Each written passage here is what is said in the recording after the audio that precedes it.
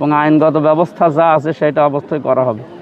আপনি বিশৃঙ্খলা করে আমার নিজেরও কষ্ট হয়, মাঝে মাঝে আমি রাত্রে আসি দেখার জন্য। তো পরিষ্কার পরিচ্ছন্নতা শুধু এই লোক দেখানোর জন্য বা সাংবাদিকদের নিয়ে না, আমরা মানুষের মন পরিষ্কারের মাধ্যমে এই বাইরের পরিষ্কার করা দরকার। আমরা ভালো কাজ এসে যেই করুক, এখানে দল বেদল আমরা না, ভালো কাজ যেই করুক সাহায্য করব এবং সহযোগিতা করব। এই জায়গায় যেন কেউ দলদারি দেখবেন না। আসসালামু আলাইকুম। সাংবাদিক ভাইরা, ধন্যবাদ আপনাদেরকে এগুলো তুলে ধরার জন্য জাতির কাছে। আমরা 17 তারিখে শপথ 12টার সময় নিয়েছি। এরপরেই 2 দিন আমাদেরকে সংসদে রেখে ওনারা এমপিদেরকে ট্রেনিং দিয়েছে যে কিভাবে ব্যক্তি, পরিবার, সমাজ, রাষ্ট্রের কাজ করা লাগবে। এবং আমাদের কাজ তো আইন প্রণয়ন করার জন্য সাহায্য করা, ওইগুলোও শিখিয়েছে। বাকি 5টা দিন সময় পেয়েছি এখানে। আবার 26 তারিখ থেকে ফের সংসদ অধিবেশন বসবে। এই 5 দিন সময় পেয়ে আমি আবার কুষ্টিয়ায় এসেছি, এই মূলত কিছু বড় বড় জায়গা দেখার জন্য। এগুলো যে আবার রিপোর্ট করা লাগবে, যে এটা তো এখন স্বাস্থ্য মন্ত্রণালয়ের আন্ডারে, শিক্ষার ওইটা দেখব।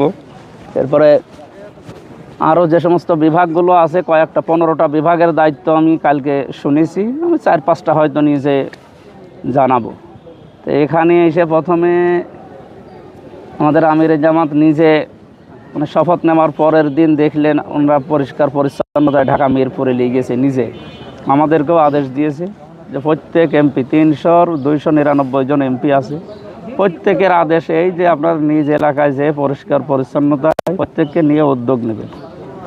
তা আমরা যেহেতু ওই যে বললেন যে 250 জায়গায় 1500 হয়ে যাচ্ছে, অলরেডি খোঁজ নিয়েছি। এখানে 250 বেডের আরেকটা হাসপাতাল অলরেডি কুষ্টিয়ায় বানানোর চিন্তাভাবনা আছে সামনে।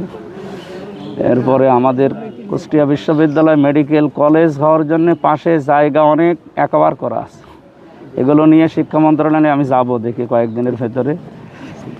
পরিষ্কার পরিচ্ছন্নতা শুধু এই লোক দেখানোর জন্য বা সাংবাদিকদের নিয়ে না, আমরা মানুষের মন পরিষ্কারের মাধ্যমে এই বাইরের পরিষ্কার করা দরকার। ইনি হাসপাতালের দায়িত্বে আরএমও অনেকগুলো জায়গা আমাকে দেখিয়েছে, আমি আরও দেখব এইগুলো যেন সঠিকভাবে ব্যবহার করা হয়। আর এই যে একটা জিনিস দেখে মনটা খুব খারাপ হয়ে গেল, পানি পড়তেছে উপরে, ছাদটা নষ্ট হয়ে যাচ্ছে, এই বিষয়টা তো মেনে নেওয়া কঠিন। দেখি তারপরও একজনকে দায়িত্ব দিয়েছে, ওনার কাছে আমি এখনই এই সমাধান করে যাব। আশা করছি ওয়া তাআওয়ানু আলাল বিররি ওয়াত তাকওয়া ওয়া লা তাআওয়ানু আলাল ইসমি ওয়াল উদওয়ান, এই আয়াতটা সংসদে তেলাওয়াত করার মাধ্যমে এবং আউফু বিআহদিল্লাহ, এই আয়াত তেলাওয়াতের মাধ্যমে আমাদের শপথ দিয়েছে। তাই আমরা চাচ্ছি আগামীতে এই আয়াতগুলোর বাস্তবায়ন শুধু আরবিতেই যেন তেলাওয়াত শেষ হয়ে না যায়, এগুলো যেন বাস্তবে রূপ দেয়।